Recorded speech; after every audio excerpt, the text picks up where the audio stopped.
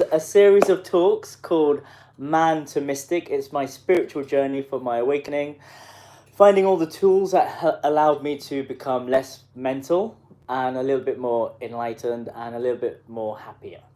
It's a pretty simple journey of a simple man who identified himself as a lesbian blessed in a unicorn's body. But we're going to come to that in a bit. I love the way it's like, what's going on here? This what have I signed up for? Humans, we're all different. That's what I love about the humans. But we're also all the same as well. So, today's talk is all about addiction and how to cure addiction through human connection. And for my audience here, I'm in Reykjavik. I've randomly ended up in Iceland for the Iceland Tantra Festival and I stayed. And I'm in Mama's. I got an audience. People came. I'm a nobody here, but I got a pimp over there. So she's like, sorting me out stuff. Sorry, manager. And if you're watching, please do subscribe and like. And I'm going to be here as much as I can. And I'm going to be here right now. So, my name is Uddin. I'm many things. What I am right now is I'm just a bit of a simple guy trying to make his way through the galaxy and trying to make friends. That's it. I'm on a 7-year journey now. I just left London. And that journey, I don't know what's going to happen, but I do know I'm on a mission. And I'm on a mission to get my work out there as an artist, as a performer, as a creative, but also as a healer, as a very powerful manifester. I want everyone to retire by the time they're 35. That's what I did. I want everyone to live a life of abundance. I want everyone to fucking catch up with me so I can start playing and stop being trapped in these trauma cycles and in poverty circles and just being in abundance and love and play and creativity. I was doing a very powerful yoni gazing exercise. And whilst I was doing this meditation, I asked the question, what is the meaning of life? And this beautiful yoni said to me, it's in the question. The meaning of life is to live a meaningful life through creation, collaboration, impact, and service. So just to create art, just to share your art with people, to share your being with people, to inspire others so they want to be whipped up in your beautiful energy and be on a mission with you, but also ignites their own mission. And through that, there's service and impact. Yes, lady over there. Yeah, so I'm thinking, what is a yoni? Do you know that? Is it a vulva? Yeah. Yeah. So in the good avoiding the question, kind of vulva? So right answer, right? The vulva, yeah. Yeah, it is that. Yeah. 10 points to you. And if you haven't tried yoni gazing, please do. But also try lingam gazing. It's a fascinating thing, especially if you have a bit of ice and you drop the water, cold water, onto the testicles and they start moving like that. It's amazing. So give it a go. If we're going to do yoni gazing, you might as well do lingam gazing. Let's get that balance out there. How do you do yoni gazing?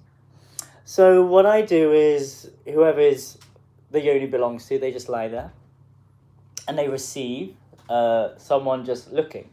I'm not trying to get in there, trying to get any pleasure. I'm just literally meditating. It's like a yantra, like a picture where you look at and you just start going to meditation and you just focus on a point.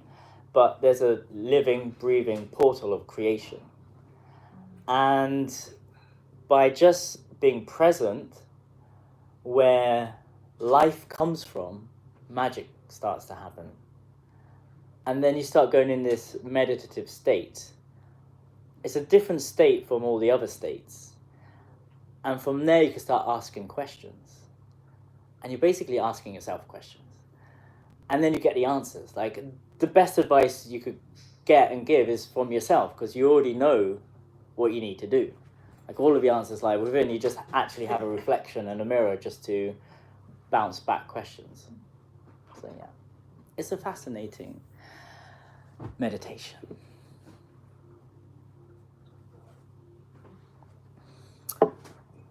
So creation, collaboration, being of service, creating impact by being yourself. So my job is actually to help women overcome sexual trauma through my brand, sacredsexualawakening.com. I've been doing that for 7 amazing years. Prior to that, I worked in advertising. That's why I know a lot about branding. But I'm only an artist, so I'm not very good at selling tickets or anything. I just make pretty pictures for Coca-Cola, Mercedes, Fox TV, and the suits would just put it to the right audience. So I'm just still an artist, and I've always been an artist. And through this work, I found a deeper connection to myself, deeper connection with others. I found liberation and freedom. I overcame all of my mental illnesses. I wasn't always like this. I couldn't even speak in public. And from the age of 8 years old, I actually tried to commit suicide. When I was 13, I started drinking, and I never stopped. When I was 14, I started taking drugs. And I've basically been an addict, suffering from mental illness, and having a long string of terrible relationships for a very long time.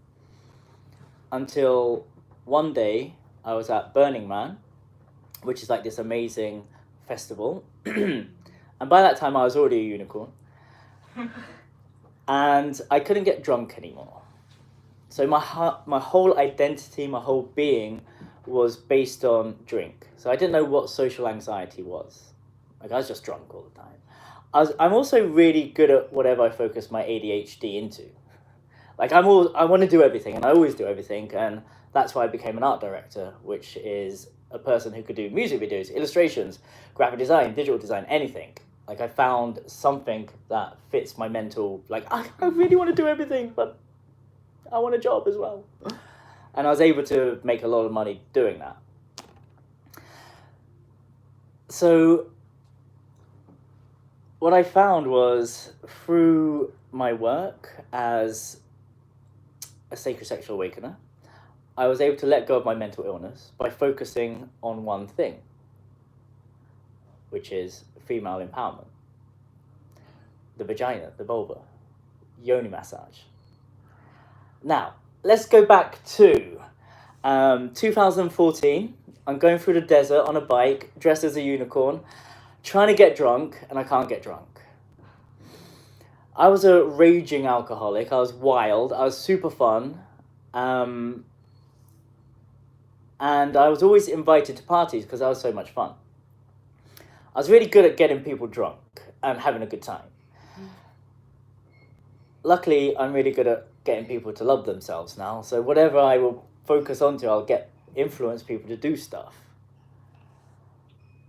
So in the desert, in 2014, I had my awakening, which is a mental breakdown or a crisis point in life. And I couldn't get drunk anymore. My identity was built on alcohol. This whole unicorn empire was built on a cheap wine called Lambrini and ketamine. I persuaded millions of people to believe that they were a unicorn. And from that point... What would you mean by a unicorn? A unicorn? So I'm glad you asked. So in 2011, I went to another Burning Man called Nowhere Festival in Spain. And I took a heroic dose of ketamine, which is a horse tranquilizer. I was highly addicted to that. And I saw myself as a unicorn. And everyone would come up to me and say, "Wow, you're a unicorn." And I was like, "Yes, I am. Hi, hoof." Yeah. And I was a mess, but I was also smart. I was like, okay, I got a thing. I'm going to be a unicorn, and I'm used to making popular culture through advertising and the media. I'm going to take everything I've learned from advertising and turn this unicorn thing into popular culture, not a subculture. I wanted popular culture straight away.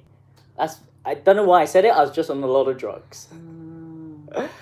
And what happened was I just randomly started to like know everything about like creating a culture involves having a different language. So I started saying hi hoof and hashtag spread the sparkle, and like I was starting to create these funny taglines that we use in advertising but in everyday speech. I would dress differently, and back then no one was a unicorn. But I would take a lot of drugs, I would see things, and I would see glittery outfits, and then I would find them randomly. And back then I didn't know what manifestation was. I was just a guy working in advertising, getting drunk, having lots of sex, having a great time, terrible string of relationships, dying inside, identifying himself as like someone who has a black heart and a rotten core. Like I literally said that, and my mantra was like, I hate my life. Like that was it. Even though on the outside I had a couple of houses and everything like that, but I was like dying inside. And then after many years of being a unicorn by myself, I used to design my own outfits and like outsource like tailors to make it, and I would just create these horns. And I'd go to all these parties and people would be like, oh my God, you're amazing. Can you come to this party? And I'd be like, yeah, here's all the drink and drugs. Great. And then I would just be sick everywhere, make out with someone and have sex in the toilet. And I'd just wake up next day going, what the fuck just happened? I had no control. Like I was out of control. I was wild. And then eventually one person who was very attractive, blonde with massive boobs, female, decided to join me, and it's because of her everyone was like, wow, she's beautiful. They didn't see me. I was like just by myself for years, and they're like, wow, she's beautiful, I want to be just like her. And then more and more people started joining the Fabulous of Unicorns, and I still have that website from 2011. Like it's still going on. I was going to delete it and cancel it because I had a breakdown recently, like a few years ago, and I was like, I'm ashamed of my past self. I can't believe I thought I was a unicorn for 8 years. And no one locked me up, but I wanted to join it instead. It doesn't make any sense. But it's because of her this unicorn movement started. And then I ended up going to Midburn in 2014 or something like that, which is Israel's Burning Man. And these are huge art festivals where money doesn't exist. You could be whoever you want, and you have to go with a gift to give to people. And my gift was just making out with people. So it's a great gift. And in the end, because of her, loads of people joined. I developed a culture with 10 principles for people to live by whilst in Jerusalem, and channeled the 10 principles of Unicornia. And during that time, like, I didn't realize that I was like every normal person who goes to Jerusalem and has a Messiah complex. Like it's a thing where people go to Jerusalem and think they're Jesus. And I told my friends about the 10 principles of Unicornia in Israel, and they were like, yeah, you just got the same thing as everyone else, the Messiah complex. I was like, fuck, but I'm going to do something with this. I'm going to share this with people. I'm going to use my graphic design skills and make nice little JPEGs and put it on my Facebook page. And then randomly a TV company and newspapers and everything wanted to get in contact with me. And then it got bigger and bigger and bigger. And eventually there was a documentary made by Vice, which reached 2 million people and inspired everyone to become a unicorn, about the 10 principles of Unicornia. But they filmed me for a year having a mental breakdown. So I was going through this crisis. This, like, imagine a lot of you've had your mental breakdowns and your awakenings here. Imagine a film crew filming you whilst you're going batshit crazy. When was the documentary made? 2014. Oh. Yeah. I've seen it, maybe. What's that? Maybe I think I've seen this. Yeah, so it's a classic. It's one of Vice. it's one of the most talked about documentaries in normal press, like in England, in The Guardian, which is a very highbrow newspaper. They reviewed it, That's the first documentary ever to be reviewed from Vice, because they do like weird stuff and like things, but this was like a critique about a mental person, which was great. So I was famous for a failure. It was a horrible period of my life. So, but it also inspired a lot of people because it showed my vulnerability. And through sharing my vulnerability, it allowed other people to be more open around addiction, around being a bit mental and thinking that they're not human. So that's what a unicorn is. So fast forward to 2015, a year later. When I was going through this awakening, I was starting to see things and hear things. So I wasn't suppressing myself with alcohol and drugs anymore. So the reason why I had to drink and take drugs is because I couldn't sleep at night. I had all this energy. Like I had ADHD, I had terrible brain that just wouldn't stop.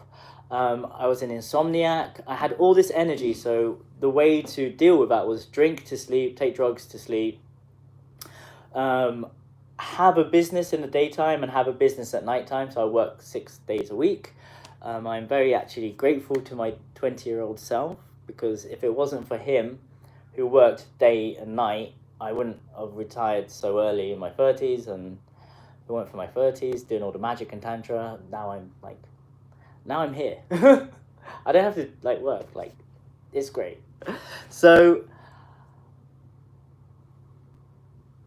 I was able to see visions, and when I was making love with the women from like the leftover lovers from the Burning Man world, I was seeing these fantastical hallucinations, and I didn't know what was going on because I wasn't on drugs.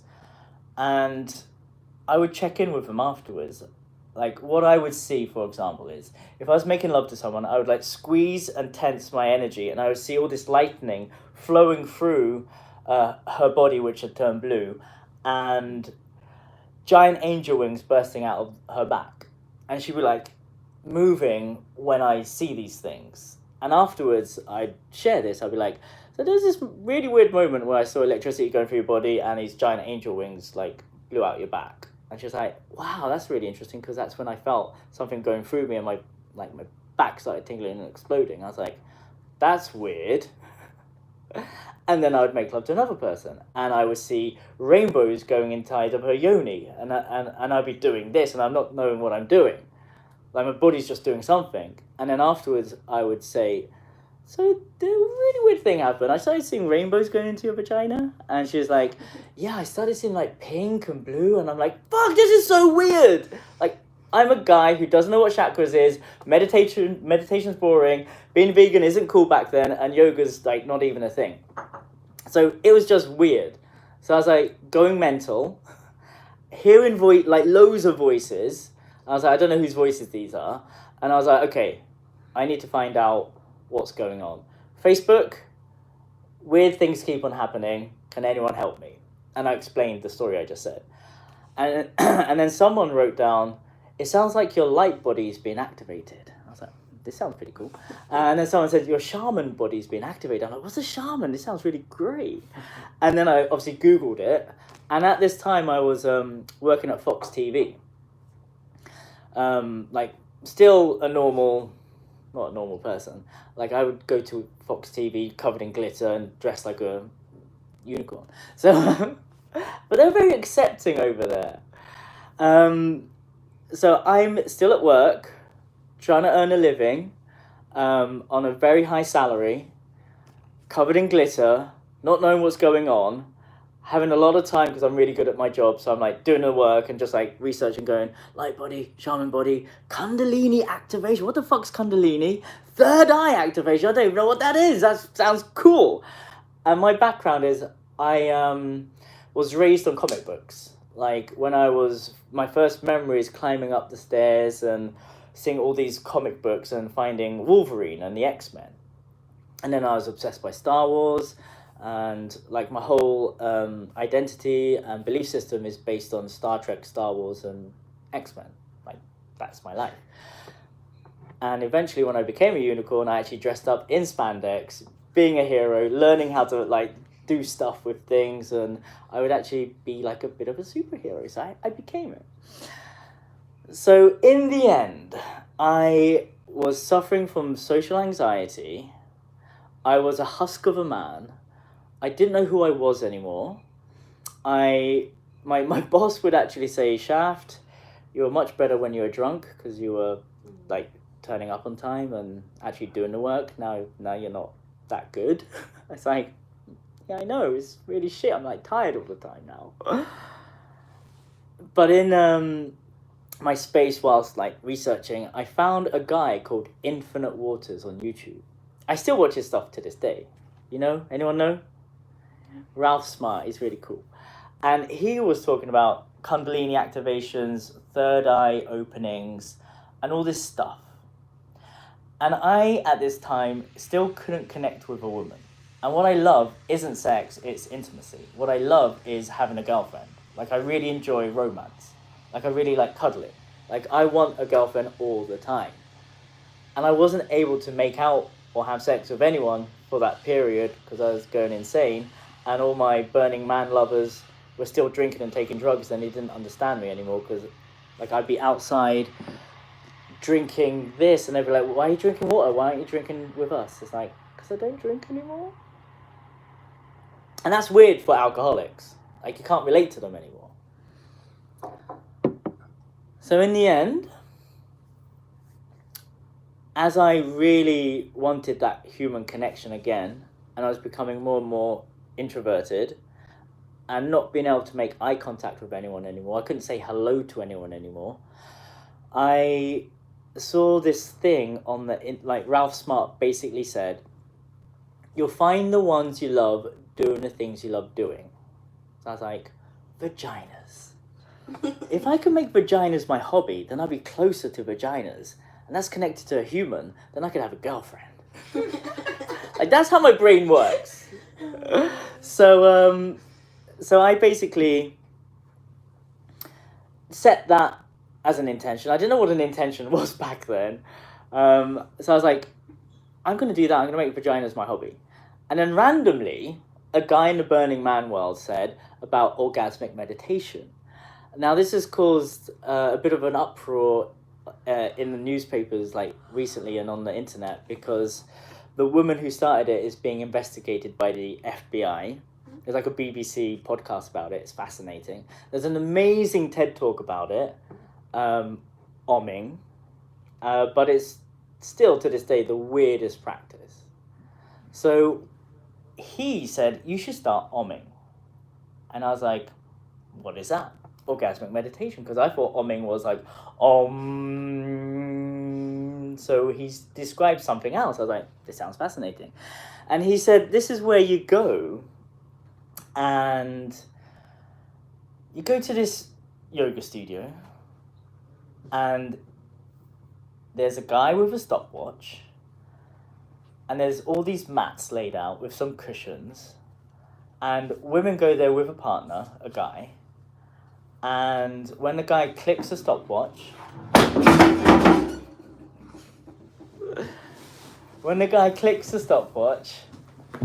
the men put on a glove, they open up a bit of lube, they sit in a special position, and the woman's trousers are down, and they have to open up, they have to pull back the clitoral hood, put the thumb into the entrance of a yoni, and then stroke the top left-hand quadrant of the clitoris for 15 minutes.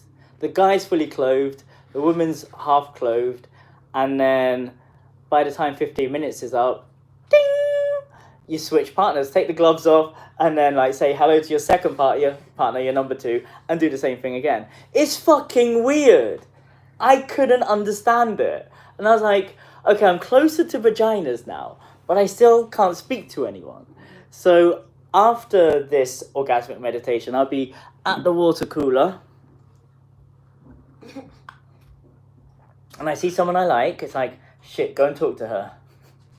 Go and talk. Go on. You could do it. Go and talk to her. Okay, just say hello. Just say hello. You could do it. You could. Oh God, okay, I'm gonna go. And then someone else would like jump in and talk to her, and then I have to go back to the water cooler and go, I'm gonna go home now. So I never resolved my social anxiety through that. It's just weird.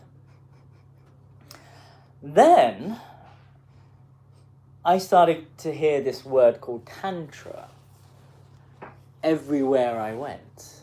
Like, I kept on meeting these super hot women at these festivals, still going to these Burning Man events, and they look about 30 years old, but in reality they're 50, 55, 60.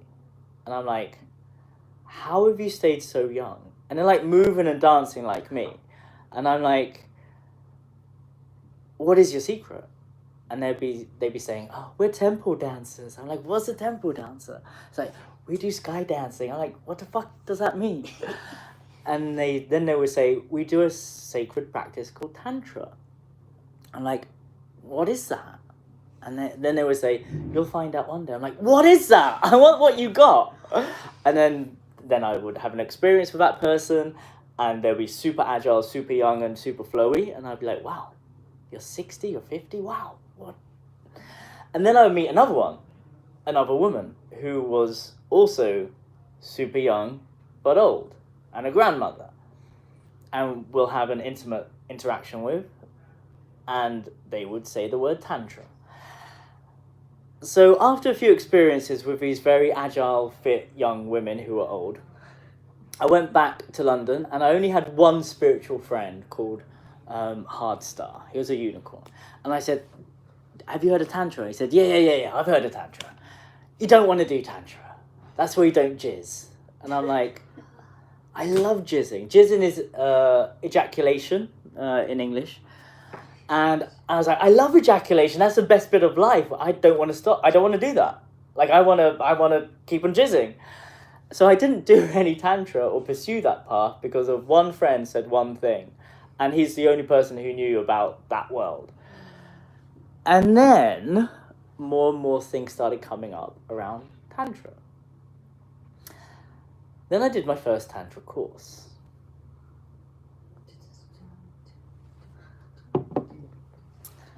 And this was the most fucked up, most weirdest thing I've ever done. So I was pretty rich back then.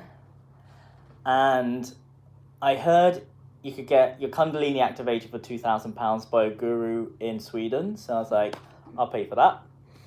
And I basically just wanted to pay my way to enlightenment. And I started my YouTube channel to show a mess of a man turning into an enlightened master. So I wanted to just document everything. And like, I used my Instagram and my YouTube just for me to document my progression. So I could look back at my life and go, oh shit, okay, I was amazing, but I was also terrible, but amazing as well and terrible, just remembering who I was. And when I went to this course, I had my Kundalini activated. And this is a whole story in itself, but I won't go into it because it's so fucking weird. It's kind of like an orgy school, basically.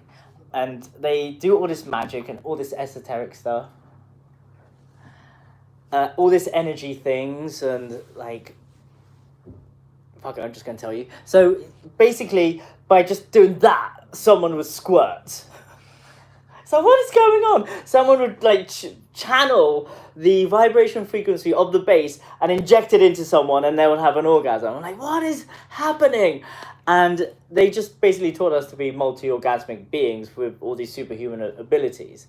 It's like hard, fast, and traumatizing for a lot of people. And I could have been traumatized if I wasn't smart. And I was really into like, I was famous for being a polyamorous unicorn sex cult leader. So I was really into cults. Like, how are they doing it?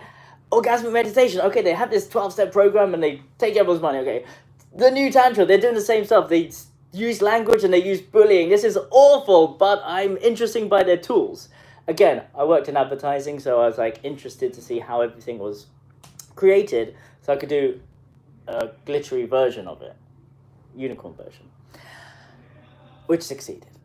So I did this course, and in the end, I realized what I was seeking was not vagina, sex, intimacy. It was connection, human connection. And in 1 year and 8 months of becoming a tantric gigolo, then a yoni masseuse and a healer, I stopped being an addict. I stopped suffering from depression. I no longer had any social anxiety.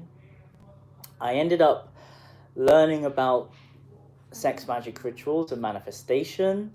I quit my job in advertising in 2016, and I basically found a new reality.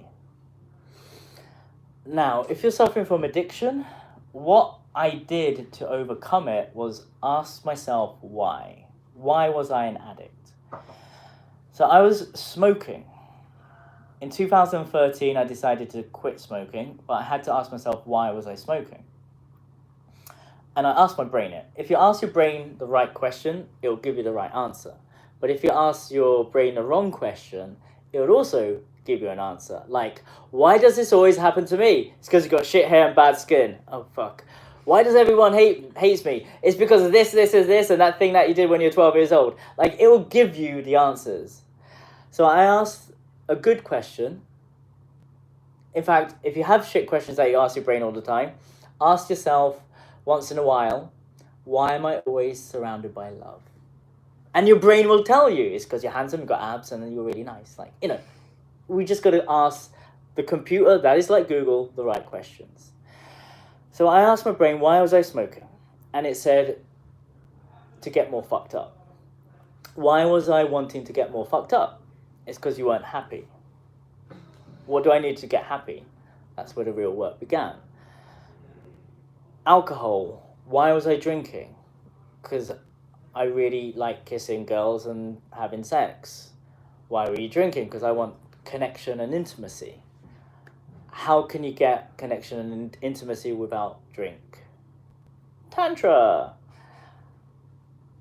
Why was I taking drugs? Because it makes me feel like I'm in the womb. It makes me feel safe and cozy, and I see magical things happening like I get free information. How can I get to those states without taking drugs? Tantra. So all of my needs were literally fulfilled through tantric practices, yoni massage specifically. Now, trying to get a girlfriend, being a sexual healer, giving yoni massage, it just doesn't work. Because one's a client, and I'm still a human trying to find love, sex, and intimacy in a relationship.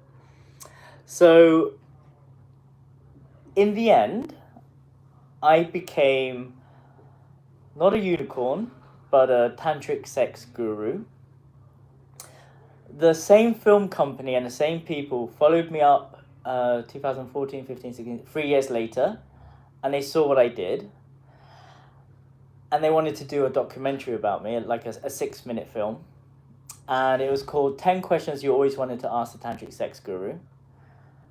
This time, I wanted to manipulate the media, because they manipulated me, they twisted my narrative, and I was like portrayed as a mess of a man.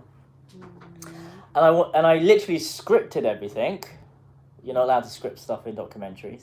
And I just made sure I used this portal to get Tantra to the masses. I basically repackaged the unicorn thing and turned it into Tantra. And then way more people saw this video. Like back in 2017, it was 16 million people. Recently, it's just hit 20 million. So it's like just getting more and more traction. And this started a new wave of people coming into Tantra. When I started it in 2014, it was just overweight, grey, British, old people. They were like my insights, which was we were all socially inadequate, looking for love and connection. So it's like old people and me. And I was like, I managed to get everyone to become unicorns. I want really sexy people in Tantra. Like, I want to make Tantra trendy, and I want to make Tantra the new yoga. So that was my mission. Again, mental problems. What can I direct it into? That. And it worked. Like, Tantra's super trendy now. Like, everyone's doing Tantra. It's not uncommon to hear about it in many, many places. Gwyneth Paltrow and her Goop audience, they love that stuff. Like, yoni eggs is a thing. Energy orgasms. I mean, you guys are doing CAP. So it's like, it's everywhere now. It's common knowledge. Somatic healing, yoni de-armoring. Like, it's all common knowledge because I made sure that it could happen.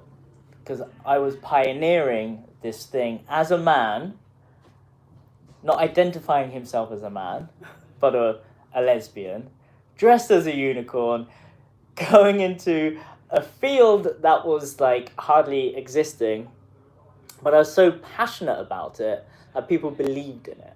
And I believed in it. And I still believe in it 7 years later. Like, it's constantly evolving and changing my life for the better. And I could go anywhere in the world and go, hi, I do something weird, it's called Tantra, and I give yoni massages for a living. And people go, wow, yes, please, come to this place, give a talk, and help the community. I'm like, great, this is amazing. 7 years ago, it was a lot harder. Like, I was a guy in the female empowerment industry, and I was getting kicked out of communities just for having a mustache and coloured hair and glitter. I was, like, my workshops will get shut down. I'll get arrested. Like, I was literally arrested last year, was it? Yeah, last year. So yeah, it's still challenging to be doing this work as a man. Easy for women. If you ever want to make a lot of money, just do Tantra. I end up working for all my lovers in the end. All my clients. And with this work, I'm able to connect humans to themselves. With this work, through giving yoni massages, I was able to save my father's life. Like, I became a healer. Like, I helped him overcome a stroke. And I'm going to be talking about that in another talk in a couple of weeks. Like, through a devotional practice to connect with the source where we all came from, our mother's vulva, the womb of creation, I normalized something that was frowned upon, sexuality. I was able to share my wisdom around sexual trauma and how it affects every single person. I was able to help people with addiction to overcome their addiction. Like, I work with loads of addicts, and they're no longer addicts. Like, they don't need to be an addict because I showed them the power of human connection. And through that power of human connection, you find peace. And in that peace, you find yourself. The benefits of, I chose yoni massage. You don't have to choose anything like that. You just got to choose something that brings you into presence. Like, who here has read the book by Eckhart Tolle, The Power of Now? So once you go deep into Tantra, for me, I describe that book as, it's Tantra for dummies. Like, it's just simplified everything I learned in a tiny little book. And it's fascinating. He talks about women's menstrual cycles and everything like that. And that's one of my specialist fields as well, helping women overcome their period pain and how to shorten their menstrual cycle and utilize their menstrual cycle for more productivity during those 5 days of pain. They have 5 days of peace, and magic, and manifestation. So what I found was through this devotional practice, through helping people connect to themselves, through their sexual organs, through connecting to their body, by getting them out of their head and into their body, they start to feel everything. They start to become present. And through that presence, they find peace. They start to get realigned to their true purpose. And that is the meaning of life, to find meaning, to find purpose. And it doesn't mean you're going to become a sacred sexual awakener or tantric sex guru. It just means you're going to find something that helps you connect to yourself, bring out your passion, and share it with the world. And that's why we're here. Creation, collaboration, service, and impact.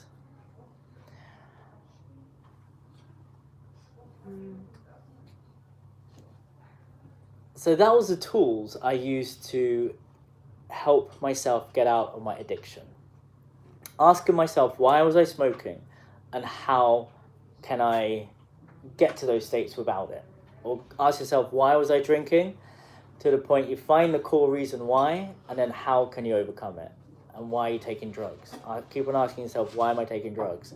Getting to the core of the real seed issue, why? And it's always something about connection. But you can't do it alone. You need a community to do this stuff with. Like, I'm a community builder, and that's what I do everywhere I go. Because I'm so passionate about my hobbies. My hobbies and interests was once upon a time getting fucked up. So I found a group of people like me. Your vibe attracts your tribe. So I found a bunch of alcoholics and drug addicts. Then it was being a unicorn.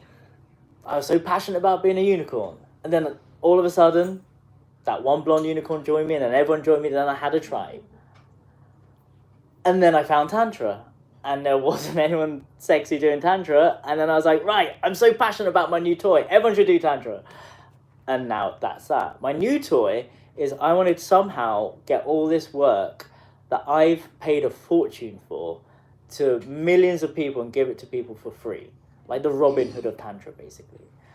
And the only way to do that is through entertainment. Like, people are watching shit on TV. Like, they're watching people watch TV and talking about the TV show. Like, what the fuck? Can I get on TV and give a message about loving your life, loving your body, loving yourself? Yes, I can. I did it earlier this year. I went on Sweden's Got Talent, a reality TV show where I went on stage. And my inner monologue used to be, I hate myself, I hate my life, I hate my body. And I changed it through Tantra, and I got that mantra inside of me, which is, I love my life, I love my body, I love myself. And that means I love my life to find your purpose and love what you do every day. I love my body, which is to love your body every day and unlock its infinite potential. And to love yourself, which is the hardest part, is to find inner peace every day and know that you are enough. So I got that message to millions of people in Sweden.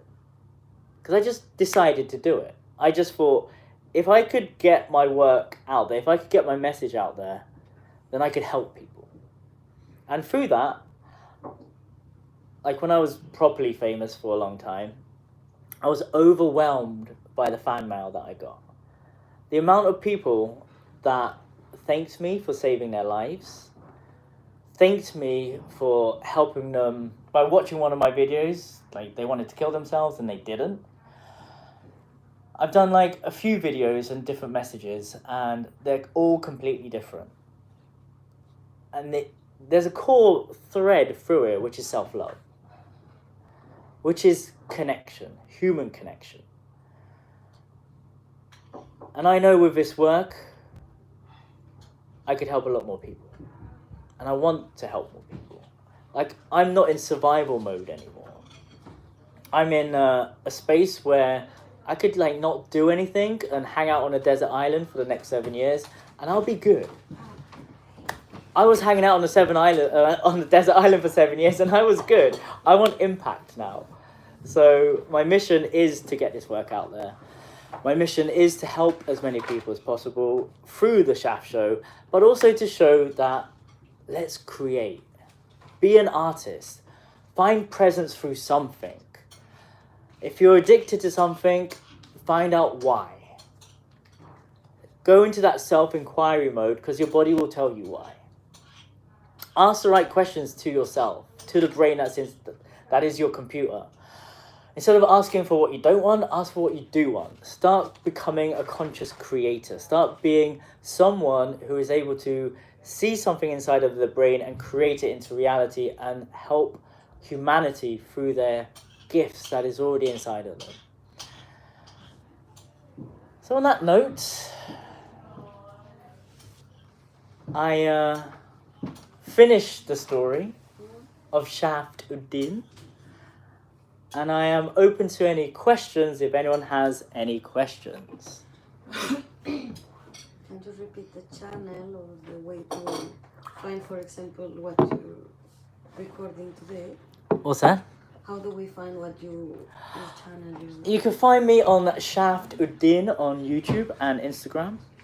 I'm constantly doing lives. I've fallen out of habit because Reykjavik is amazing. Yeah. I'm having human connection.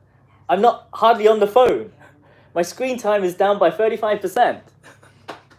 It's great. Thank you very much. Thank you very much. Because when I'm in London or in another major city, I'm just scrolling because I've got no friends. Here, I've got community. So it's amazing. Any more questions?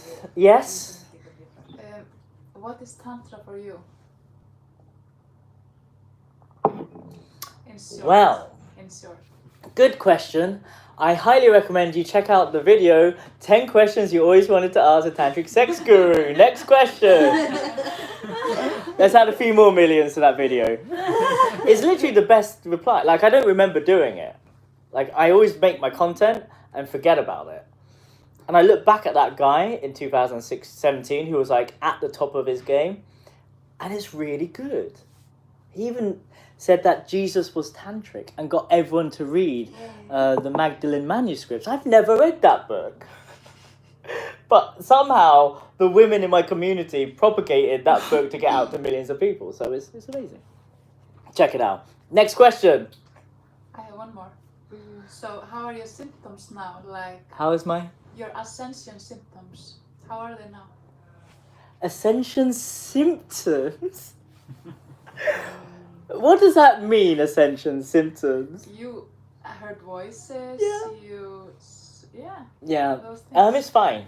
Okay. Like I learned to, like a lot of people would say, addiction. You just swapped your addiction to sex. It's like, definitely not, because I don't watch porn. I don't hire prostitutes. Like I don't need sex. It's like, are you addicted to dancing? I could not dance, but I'm a professional dancer and I love dancing. Like I know I need to move my body. Like I'm going to go dancing after this. I also know that I love sex, but I'm not addicted to it. Like Eckhart Tolle describes addiction as something that was once pleasurable turns into pain and suffering and you can't live without it. Like I've been celibate. And the beautiful thing about Tantra is, I mean, also it's kind of weird. You're no longer horny. Really? Passion, lust, horniness, you're just neutral most of the time. So yeah. And but the beautiful thing about it is, if you feel the energy, then you're fired up. But it's only until the bodies connect with bodies. Like you end up getting like spider senses, and you feel the right people. Like you literally feel the right people. And if they feel good, it means your chemistry sets are aligned, and there's some healing that can happen through a sexual encounter. So there's a difference between sexuality and just having sex? Yes, it's huge. Like there is a big difference between Pornhub sex, which is matrix sex, and sacred sexuality. Like it's having a microwave meal or going to your grandmother's house and she's picked all the food from her garden and put so much love and attention into her food, and you get nourished and you feel good, whereas you just have a kebab and you feel a bit shit. Like it, mama. Yeah, just like Mama's. If you're watching now, come down to Mama's every Wednesday 4 till 5 p.m. to get a 15% discount on wholesome foods at Mama's. Worked in advertising. Any more questions? So, why are you in Iceland? Were you like coming for some festival, you said? Or I was teaching at Wild Love Festival, a Tantra festival. this is finished? It's finished, and I was going to leave yesterday Oh. to Estonia, where I was again at a Tantra festival teaching there. And I got clients and an ashram over there that I was going to go to, but things are flowing here. Okay. Where was this Tantra festival? Silingstaller. Are you two running it? No, but I was also teaching there. Oh, okay. Sælingstaður hvar þarna? It was just a hotel, like it's in Lagos. Speak up, babe. Speak up. Let's hear it. What was it? In Lagos. Yeah, I think I heard about it. Yeah. What did you hear? But it might be Yeah, my friend was gonna go there or something like that. Or Yeah. and I have a lab there. It's very what? sleazy. Maybe. It's full of sex people. I heard it was an orgy. That was just Saturday night and Friday. Yeah.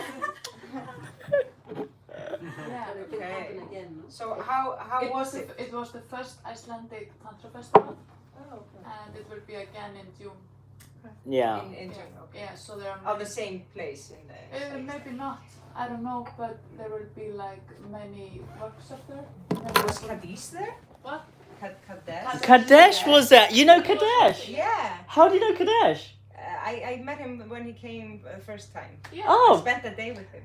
babes, we need to. There's no coincidence you're here. I live with Kadesh. Me too. Okay. Yeah, and she does as well. We're in Kadesh's ashram. Are you in Kalanes or? Yes. Oh, you live there? Oh. Yeah. I am. He lives there. Oh, There's no coincidence you two just happen to be here. This is Iceland for you. It's a magical vortex. It's amazing. Yeah. You can promote the event on Saturday, maybe. Yeah, we're going to do a very safe workshop. It's not an orgy. Okay. It's called Conscious Ways to Connect. It's for her audience, which is like the CAP audience and the normal people of, not Sweden, Iceland. It's not advanced stuff. It's basically everything I've learned to help people connect, like with the heart. Clothes on. Again, no yoni massage, no orgies, no making out unless you want to do that afterwards with someone. But it's all about just relaxing your nervous system. How to be more comfortable in yourself so you could just be relaxed with people and actually have a real deep, meaningful conversation. And we're going to be doing a little bit of CAP, a little bit of like connection exercises where you ask self-inquiry questions, get yourself motivated about life, find like the juiciest conversations I know how to get people into. Usually daddy issues on purpose. I don't know what this is. What? What is CAP? CAP stands for Kundalini Activation Process. So yeah, come along on Saturday. Yeah. Where is it? On Frakkastígur. Yeah. From Blöðugóða. Yeah. Yeah. Okay. What time? 7:30 or 7 o'clock 7. till 7 9:30. o'clock to 9:30. Yeah. Yeah. Film festival. Yeah. Yeah, the film much festival. stuff going on. Yeah. Wow. All day on Saturday, I think. Yeah, There's like a Is that Icelandic Film Festival? Reykjavik, Reykjavik Film Festival. I it's see. happening. Do you know a guy called Hal? He's directing stuff here. Anyway. Yeah. So, any more questions before I wrap up? I want to ask something, so it doesn't finish. I want to ask something, so it doesn't finish, but I don't know what to ask. And that's really complete.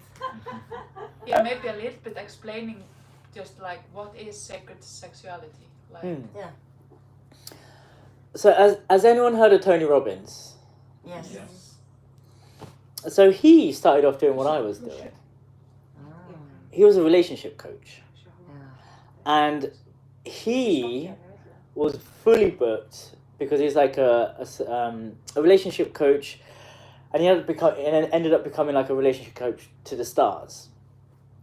And people would be like, I really need to come to you because I hear you do miracle work around relationships and people's relationships were falling apart. And he would give a tantric tool to these couples.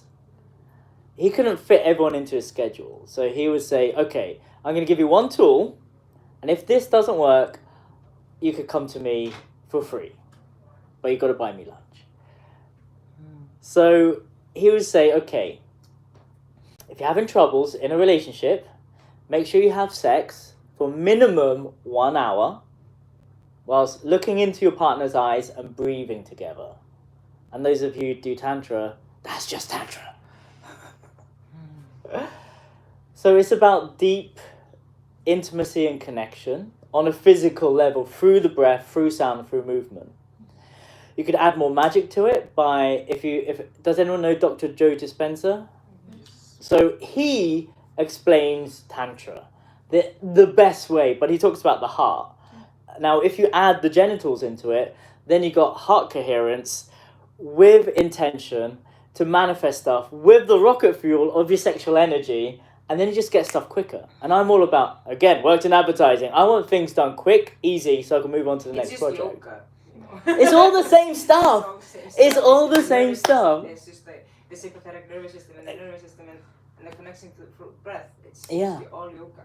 It's all the same stuff. Because I've been studying all of the stuff just to find the common thread. And yoga means union. Body and soul and spirit. Yeah. And even religion. Like, I love religion because I started my own one. And my middle name is actually Islam. And my parents are strict devout Muslims. And I didn't know that they were planting seeds into my being to understand belief. And Tantra is actually in Sufism, in Tibetan Buddhism, in Hinduism. It's in a lot of stuff. And in every religion, there's like an esoteric element of the occultist stuff, like magic. So Muslims have Sufism, Hindus have Tantra, Judaism has like the Kabbalah, and yeah, there's like the mainstream thing and then the magic stuff. And it's all the same stuff. Because I've been in the spiritual scene and we all do the stuff without putting God, Allah, Shiva into it. It's just other things, other words. Did Kadesh talk about Dr. Joe Dispenza to you? What's that? Kadesh. What about him? Did he talk about Dr. Joe Dispenza to you? No. Oh, okay. Is he into him? Yeah, because we were talking about him too. Oh. Yeah, because he's the main thing, like about this heart generating. Yeah. I was showing him that we had the whole day together. Hmm. And we were just talking. I was really watching it. I was Super showing him nice. Dr. Joe Dispenza. If it was all connected. Yeah. Everything's I thought, connected. like, it was a coincidence you were talking about. I want to ask, like, sorry. Yeah, no. Ask away. And you got grape or something. And are you practicing? Do you practice Tantra? Do you look at it as a way to enlightenment, or are you just are you on that path like mentally when you're doing it, or are you just? I've already been enlightened. Sex, or? No, I went into it for the sex, Yeah. for sure, because I was suffering from social anxiety and I couldn't have sex anymore. So I went 100% for the sex, and then I found truth and enlightenment, and all my mental problems went away. So yeah, and I have been enlightened for long periods of my life. Are you sure? 100%, yeah. Like, just so you know, you're all already enlightened. Yes. We'd rather just choose suffering and pain and the monkey mind than the enlightened state. Like, I could be enlightened right now. Look, check this out.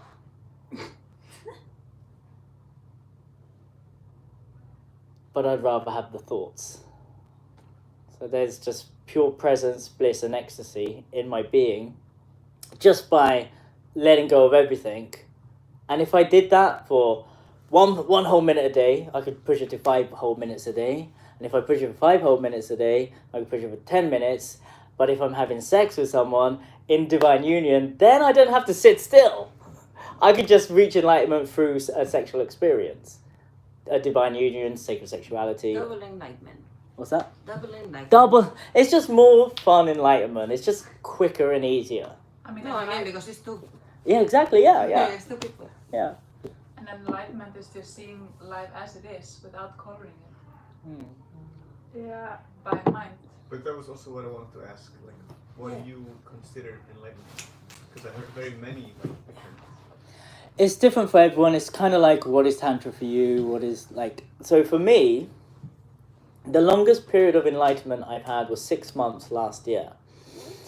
And for me, it's being able to close your eyes, think of something, and it appears in your hands. Instant manifestation. I describe myself like a walking deity. Imagine a life without any fear. Imagine a life without the monkey mind going on saying, no, you shouldn't approach that person because they won't like you. Oh, that person looked at you funny, they hate you. Like, just imagine, like, every person is a god, is a reflection of you. You could go up to anyone and say anything and do anything and have an experience that you could, like, the wildest things you could dream of, you could just manifest it super quick. And for me, I like stuff, I like experiences, I like stillness. I've done many years of just sitting still as well. Like, I've done all of that. But last year was the first time I just decided to do stuff. And then I would get stuff. And I wouldn't be scared anymore. And I'd be able to sit still, but also have lots of insane life experiences without fear or the ego or the monkey mind kicking in all the time. And finding pleasure in just like smelling a flower or just like being on my motorbike and just feeling the wind in my hair, like the simple things in life. And just feeling constant self-love in my heart, like constantly feeling love and just giving it out to everyone and giving blessings and just like hugging everyone, just being like a kid again. How does that sound as a form of explanation about enlightenment? That's good. Thanks. Okay. Thank you very much for just being here. I really appreciate it. You could have been anywhere, but you chose to be here. Saves me talking to my screen again. This Saturday we have an event on called Conscious Ways to Connect. Find it on Facebook. Next Tuesday in our ashram, we've got a beautiful talk around sacred sexual awakening and an intro to goddess worship, my job, how to worship women's vaginas and how to heal humanity through the worship of the yoni. And yeah, that's about it. And next Wednesday I'll be here again. I hope you're here. What are you going to next talk Tantra about? Festival. What's that? I hope you're here next Tantra Festival because I wasn't at the first one. I might be back in June, who knows. So, What yeah. are you going to talk about next? Next week, we're going to be talking about it's a trap. Don't fall for the rat race or the enlightenment race because they're both forms of brainwashing. I won the rat race and I won the enlightenment race. And I'll tell you how. Thank you very much. If you're on YouTube, make sure you smash that like, subscribe, and I will see you soon. And thank you, everyone. Thank you. Mamas, come to Mamas. 15% discount if you come to another one of my talks. Bring all your friends. Bring all your friends. This is literally the epicenter of Reykjavik. Fuck Tantra Island on Koh Phangan. That's turned into Crypto Island. This is the new Tantra.